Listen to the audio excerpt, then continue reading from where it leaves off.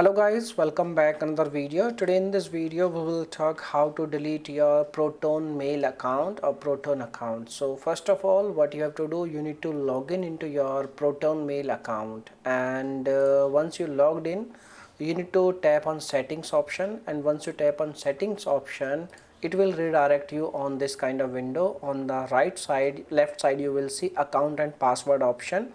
You need to select this option, and at the very bottom side you will see delete your account. Once you tap on delete your account, it will show you this kind of window, and over here you need to tap on delete your account option.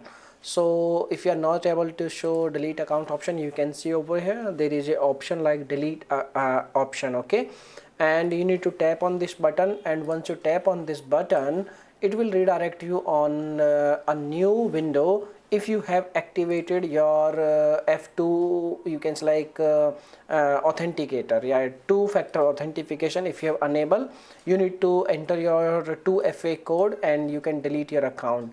So now method 2, how to delete your account by using your application. So first of all, sign into your app and go to on settings, and you need to select settings, and you need to delete your Proton account. So here you can see the steps.